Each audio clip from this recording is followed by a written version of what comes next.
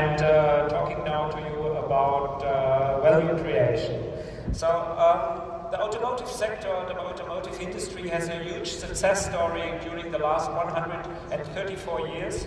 Automotive changed our life, it's changed the public space, it changed how, when we get out of our house, how the transport, we feel the privacy within the car. The success story, 50 years after the invention of the automotive car, there were 35 million cars existing in the world. Nowadays we have 1.1 billion cars, trucks and buses all over the world. So the automotive sector is changing the world, it's changing the global space. But its fundamentals are in danger during the last years and decade. So there is a shift and a change in society where the automotive sector is confronted with. So if we have a look for example, to this racing driver, Mario Andretti, that's the first part of the success story. Human beings like Mario Andretti, one of the famous race drivers in the 1960s, he tried to be the fastest in the world. So he succeeded, he won some races, and that's what a lot of people rely to the automotive innovation. If you go, for example, someone of you has maybe been to Germany and have been on the freeway of the Autobahn, German Autobahn, it's maybe the last country where you can go in the rush hour as fast as you want. And there are a lot of racing drivers in Germany on the public freeway where you can go double, 3 times faster than the average people. So, what are we confronted with? In fact, a lot of industry have during the last years a lot of disruptive innovation. We had the music industry, we had news, they totally changed their business models. And as well in the automotive industry, we are confronted with change and disruptive innovation. So if we take a broader view, an iceberg view on the world, global human history, go back to a couple of thousand years, people developed language. It's changed everything from in our culture if we are able to speak. And then 6,000 years ago, we had developed the writing. So the whole history of human beings changed from that point of view. And a couple of hundred years, we had the printing machine. The printing machine changed the modernity. We have more knowledge. We can use knowledge and give it to our children, and everything can be more innovative. So innovation doubled 10 times more. But now we are in the human history in a position where the communicative media are exploding. So if we look back maybe in 500 years to the moment we are living now, people say, well, that was really a delicate moment in human history in the beginning of the 21st century when everything changed in the world. And now exactly at this moment we are here and discussing what's going on, what will be the innovations of tomorrow. I would like to discuss with you the value creation in a little bit broader way. We will start with the economical aspects. Most of you are mostly interested in that kind of aspects. But as well, the people will change. The people, the emotions during this century will change. There will be a lot of technical innovations, and there will be as well a lot of social innovations. And altogether will change the automotive industry. But last but not least, there is also the society change, the change in society. How will society legitimate the automotive industry? No one knows, but things are already changing. I'm from Mannheim. Who knows the city of Mannheim? Just lift your hands. Heard of it? Well, 10, 20, something like that. This is Karl, and Bertha from Mannheim. You don't know them? Maybe you heard. Bertha was the first human being on the planet, who drove the first developed car. This car was developed by her husband, Carl. Carl had an invention, developed a new car, a new transport system. It was not allowed to drive at that time when he developed this first automobile to drive it. Bertha resisted the law and it was not allowed. They didn't have a license to drive, but Bertha did it. She drove with her two sons to a cousin 60 miles away. It was the first long ride done by a lady, and this company nowadays is called Mercedes-Benz. It's Carl Benz who developed 134 years ago the car in the city of Mannheim. Small city, 300,000 citizens south of Frankfurt Airport. So that's where I'm from. So when my friends from Korea come to Mannheim, I show them the monument of the first car at the Mercedes-Benz plant in Mannheim. Which are the laws of physics that give us this technology automotive? As a physicist, you have a different view than a technical. A technical has to adapt the automotive industry to the customer wishes. And you can see here one of the first cars at the beginning of the 20th century. It looks like a carriage anyway. There is a driver in front and the people are sitting back. By the way, the red circle, this is my grandpa. At the beginning of the 20th century, he was not a car driver, he was a bicyclist who couldn't afford a car, but he was fascinated by it. And the drive technology of a combustion engine changed the transport system in the world. The second is what the law of physics says. You have to have a good drive technology to have an innovative car. The combustion engine 134 years ago. The second factor for the automotive is the aerodynamics. You can see here in the late 1930s a German invention, Göttinger Eye, we call it, which has been the best aerodynamic factor at that time, 0.15 CW factor. The third one, it's the weight. How heavy is a car and the rolling friction. So 4 factors: drive technology, aerodynamic, weight, and rolling friction makes the efficiency of a car. And this is a BMW. You see the tires, which are smaller than usual tires, and it's not very heavy, this car, because they are using carbon technology to make it less heavy. But in fact, if we go consequently follow the law of physics, we should have cars like this. This car is a pilot project in Europe who is only 500 kilos of weight. It's consuming 1 kilowatt per hour for 100 kilometers, which is extremely low factor. It's running as fast as 600 kilometers, and if we take the laws, would be one of the best effective cars in the world. In fact, we had similar ideas, for example, in the 1950s in Germany, where we had Messerschmitt, a form of aircraft producer, and they couldn't produce any aircrafts anymore after the Second World War. They started to produce cars, and you see, there is quite a similarity about ideas even in the 1950s. But to summarize, what we have today in innovations, incremental innovations in technology and the automotive reminds me a little bit having a heavy sofa, driving on the roads, which is not at all efficient. So we are using, because the customer wishes are in this direction, we like to have privacy, we like to have distance to others, and this makes the product of automotive away from the optimization of the law of physics.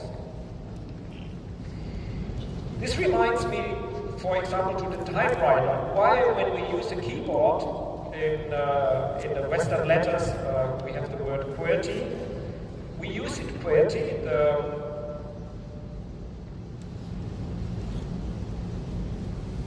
QWERTY. We use it because of the type bars in the middle of the 19th century, where the type bars clashed to each other. And to provide clashes, they used those different chaotic letters to optimize the typewriter. So we use a system that has been developed because of mechanical problems in the middle of the 19th century. And that's the same situation now we have in the automotive industry.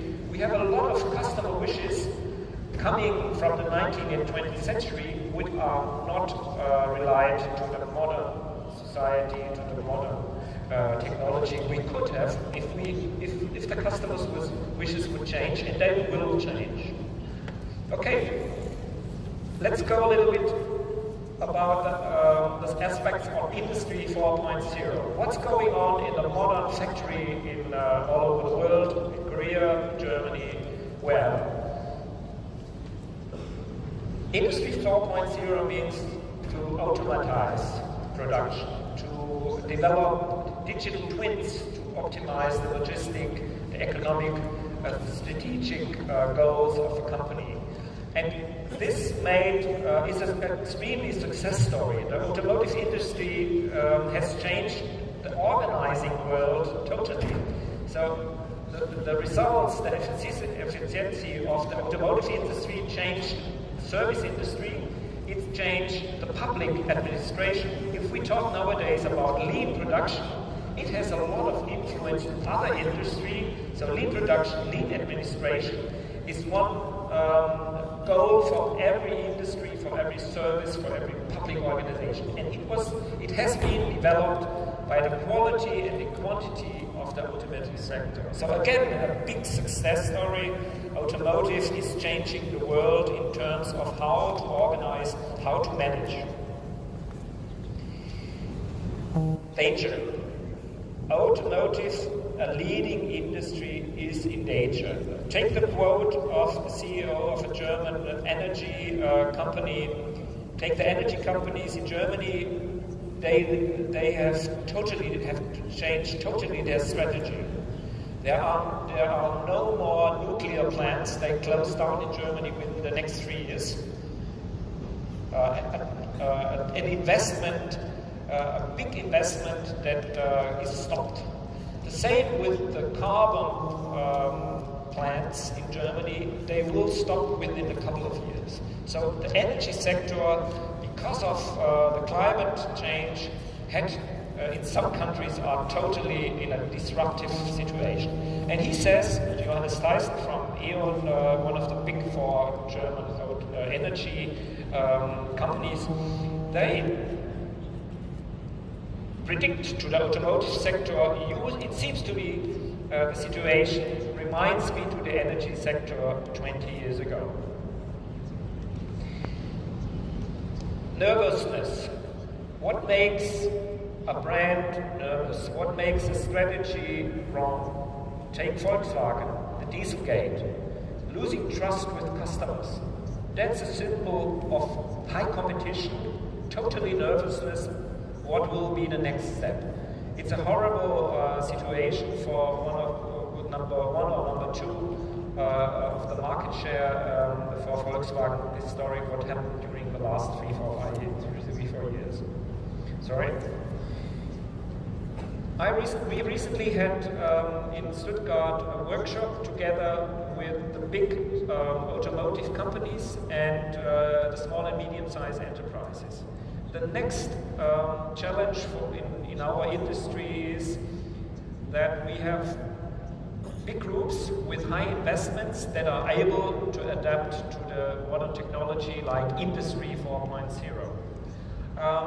And we have small and medium-sized enterprises with low investment possibilities that are totally not prepared to follow the path of the next years.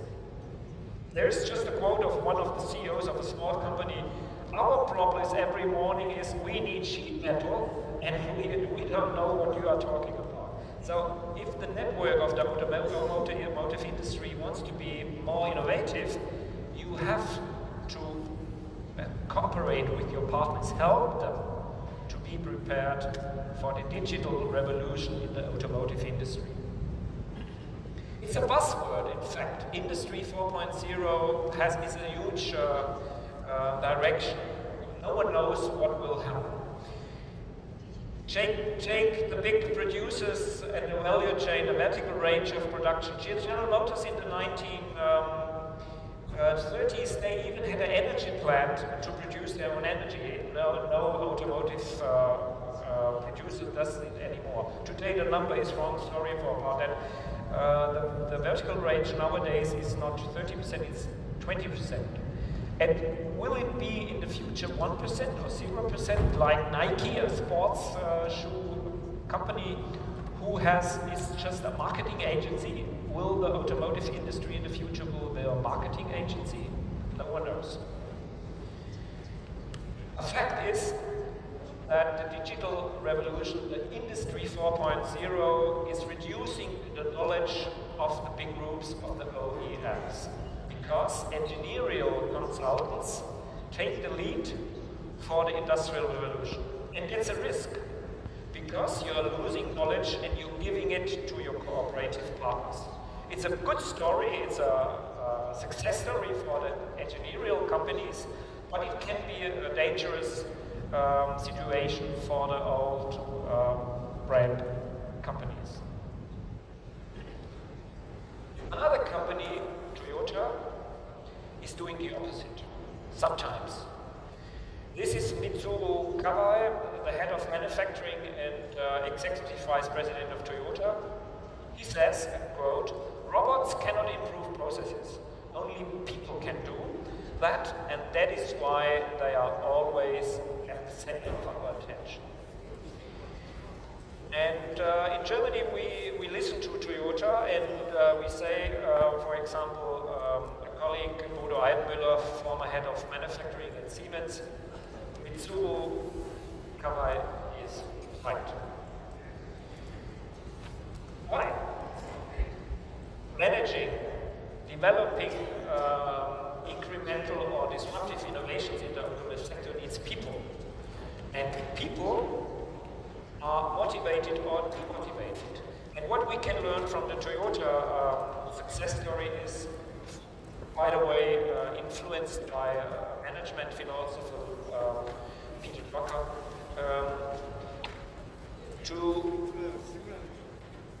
once upon a time, the success story of the automotive has been in engineering, separate thinking from doing. And Toyota did the opposite. That even the shop floor people can begin to bring ideas for improvement. And this is, management is about human beings. So the world-class company in the world in terms of improvement is Toyota, which every person, one person per month is having an idea of improvement. That's the best company in the automotive sector in terms of that KPI, of that key performance index we can have. So the future will be not only Industry 4.0, but also keeping the knowledge in your company. Don't rely totally on engineering consultants. Develop your ideas, your innovations within the company. And that we can learn, for example, from Toyota. Example, during the last couple of years, we are discussing with my engineering study students in Mannheim University. We have the word for it, new work. What is new work? New work is, for example, in our university, here you can see the virtual engineering department where students plan with virtual engineering. The core knowledge is not only technique, it's communication, cooperation, and networking. So management is about people. Example, Bosch. Bosch It started 1.5 years ago, and we had some workshops with them. Every new Bosch member who is joining the company is invited to join a peer coaching group. Now, after 12 months, they have already 4,000 participants from 50 countries with 550 circles. So in this circle, Bosch is trying to become an agile, connected company where you collaborate, where you develop a new organizational culture. So don't forget that people, motivation, and cooperation is at the center of your management innovation. So people, who is the decider, who is the decision maker buying a car? It's not anymore the man, it can be the woman, it is the woman. 65% of all automotives or car cars are bought by women, but only 7% of all salesmen or saleswomen are women. There is a friction. From the consumer side, let's take two types of cars. We have the speed and risky car, sports car. We have the status and power symbol car, the SUV, and the luxury car. And on the female side, we have take the Greek word eros, oikos, and libertas. We have the love car, the family car, or the independency car. Women in Saudi Arabia go to jail because they are fighting for the right to drive a car around, to be independent. Consumer.